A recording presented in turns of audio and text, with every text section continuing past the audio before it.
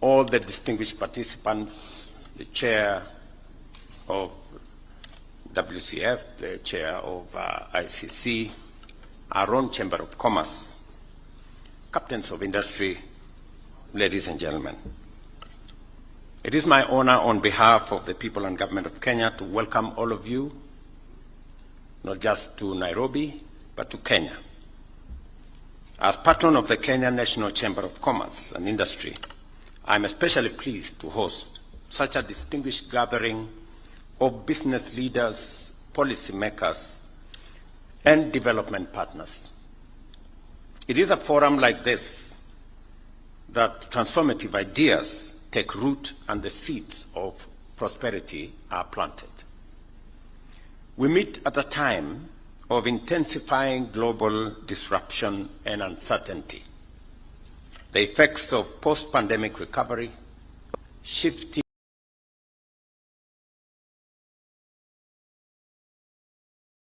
geopolitical dynamics, inflation and supply chain disruptions, and of course climate change are impacting many facets of our economic and social lives. Yet, despite these challenges, we are presented with immense opportunities. Africa is becoming more connected, more innovative, and more entrepreneurial. Our success will depend on how prepared and committed we are to embrace this fast-changing future. And I want to thank all the other participants from across the globe for making this very important step to host this first ever summit in our part of the world. Among the world's regions, Africa has every reason to be optimistic. Our potential is undeniable. We are the world's youngest continent, home to a growing population of well-educated, highly skilled young people. Our lands are rich in untapped mineral wealth, including those critical minerals that are essential for global industrial transition. We also possess the largest areas of uncultivated fertile land and the vast reserves of renewable energy. As you heard from the governor of Nairobi, our own energy mix speaks volumes of what renewable energy can do and the scope and scale of the potential that exists for generation and for deployment for both economic, industrial, and other uses. This is a historic opportunity for Africa because we are the world's clean industrial hub, and encouragingly, we are rising to the occasion of actually appropriating that position. Accelerating our integration through the reform of the African Union, as well as our regional economic communities and mechanisms, including key institutions such as the Africa Development Bank, Afrexim Bank, and the Africa Union Development Agency, signals the giant is no longer asleep. We did, at the last Africa Union Summit, endorse these institutions because they understand our continent better to work with other global multilateral banks and financial institutions to position Africa appropriately, especially on matters of investment and the big elephant that is resources, especially from the private sector, to finance our own growth. The expansion of modern transport and communication infrastructure also shows that we are preparing for a predictable and prosperous future. Conversations are ongoing in the Lapset corridor that will connect Kenya, Ethiopia, and South Sudan. The first almost 700 kilometers of road is being constructed. We will shortly be discussing the extension of the railway between Kenya, Uganda, DRC, and Rwanda into the heart of the Great Lakes. We are surely looking at how to connect Africa better. And as you're all aware, the Africa Continental Free Trade Area brings into being the largest single market of 1.4 billion people in 55 countries, with a GDP of close to 3.4 trillion. And the good news is that the building blocks towards the Africa Continental Free Trade Area, whether you're talking about the East African Community or the tripartite free trade area that brings together EAC, COMESA, and SADC, that actually came into force last year in June, creating the building block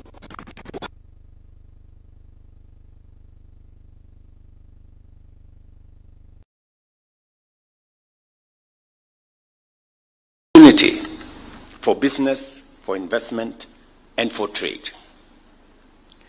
Chambers of commerce are indispensable because they bring a proactive and solution-oriented perspective. Thus, the Kenya National Chamber of Commerce and the World Chambers Federation serve as vital bridges between government and enterprise, helping businesses navigate risks, unlock opportunities, and expand into global markets. Their advocacy and support are empowering local entrepreneurs to think globally and act boldly. In Kenya, we fully embrace this transformation, and in 2022, 41% of our exports were destined for African countries. Our manufacturers and tech startups are expanding across the region, demonstrating our strong conviction that Kenya's and Africa's economic fortunes lie in intra-African trade and cooperation. We all are aware of the geopolitical situation in the world, but there still exists greater opportunity for us in this continent, even as we work on mechanisms to leverage networks into global trade networks. We still have a bigger opportunity in intra-Africa trade.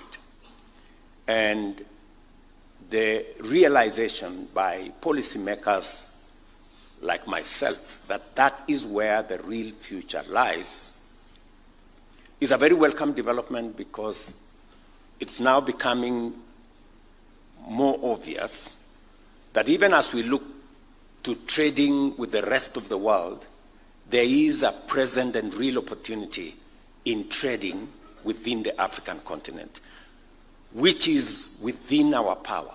We can make decisions for what happens in this continent.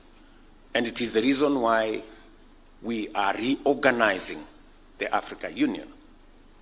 We are reforming the institutions of the Africa Union so that it becomes a fit-for-purpose mechanism for us to unlock the potential of this continent first, even as we look at what we can do with the rest of the world. And the coming into force of the Africa Continental Free Trade Area the coming into force of the tripartite free trade area that brings together COMESA, SADC, and EAC, and our own mechanisms in the East African community are a testament that we are understanding the situation properly. So even as other mechanisms are being rolled out by others to do what they think works best for them, we also must think about what works best for us. And we can then have a conversation of equals at some point. And therefore, we are keen on working with institutions like the business institutions here for us to be able to have greater understanding and working together towards a win-win outcome. As we discuss the opportunities that Africa presents, from the young continent that we are, to the mineral resources that exist in this continent, to the energy potential and resources that exist in this continent, as we discuss those opportunities, it is very important for us as a continent to realize that these opportunities can be unlocked better if we spend more in sharpening our human capital.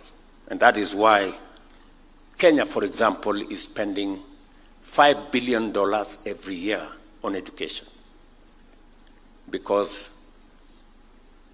the demographic dividend that we have will be more useful, better aligned, and sharpened if we deploy it when it is empowered with knowledge, skills, and competences. We're spending 30% of our budget on making sure that our young people acquire knowledge, acquire skills, and competencies that make them not just a Kenyan workforce, but also a globally competitive workforce. Deploying also in a space of social services, including health, becomes a major component for young populations like the one we have. And it is the reason why we are also deploying enormous resources on matters to do with health, especially our focus on universal health coverage. And this is all in line with where we think the continent will be going. And just for the record, we're not focusing just on the assets that we have as a continent. These assets must give us value. The continent of the past, where Africa was a source of raw material, is going to change. It is bound to change. And it will change, because our populations are better informed, our young people have more knowledge, our governments are getting more democratized, and therefore Africa is going to be looking at partners who will work with us on unlocking this potential, but not just unlocking the potential, but also unlocking the potential for value addition, for processing, creating local jobs, and creating wealth and value from the assets that we have. That is the future we are looking at as a continent. And we will be, with much more clarity,